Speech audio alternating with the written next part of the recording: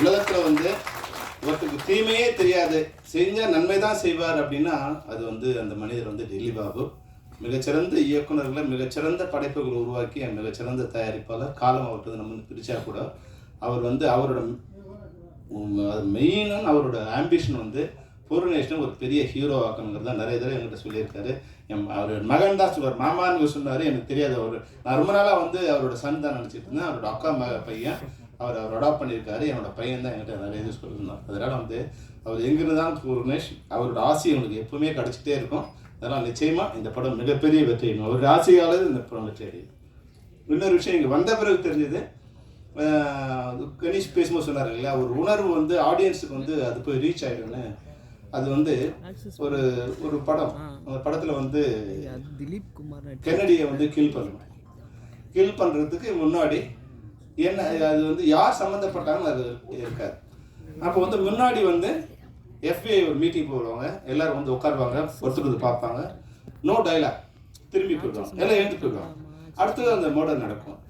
அப்போ நம்ம வந்து ஒரு வகையில் ஃபீல் பண்ணுவோம், FBIக்கு இதில் ஏதோ ஒரு இருக்குது, கனெக்ஷன் இருக்குன்னு நம்ம ஃபீல் பண்ணிடுவோம்.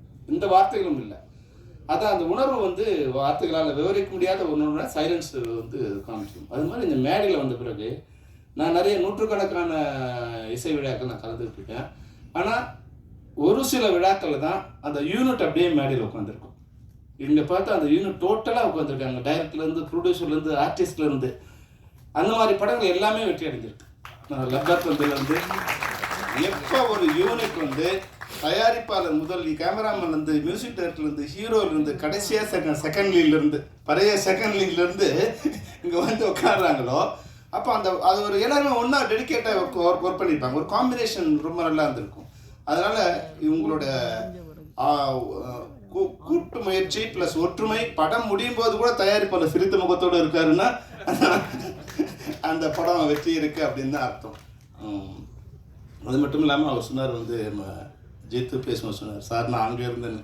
அங்கே இருக்கும்போது எத்தனை பேர் நீங்கள் கலாய்ச்சிருப்பீங்க, எத்தனை படத்தை மேலே ஒரு டேக் லைன் போட்டு கீழே உள்ளே எழுதிருப்பீங்க இல்லையா? அதுக்குண்டான மெட்டீரியல் கொடுத்துருவல நீ. அப்போ இப்போ எப்படி இருக்கு உனக்கு? பயந்துட்டே இருக்க இல்லையா, இவனுக்கு ஏதாவது எழுதி விட்டுருவாங்களான்னு பயந்துட்டே இருக்க இல்லையா? அது மாதிரி நம்ம பத்திரிகை நண்பர்கள்லாம் ஒரு சின்ன ஒரு வேண்டுகோள் என்னன்னா, நாளைக்கு நீங்களும் இந்த மேடையில் வரலாம், நீங்களும் ஒரு நடிகனாக இருக்கலாம். அதனால ஃப்யூச்சரில் வரப்போறீங்கன்னு நினச்சி இப்போ இருக்கிறவங்க நீங்கள் வந்து பாராட்டி எழுதுனுங்கிறது தான் நான் அவங்களுக்கு கொடுக்குற வேண்டுகோள்.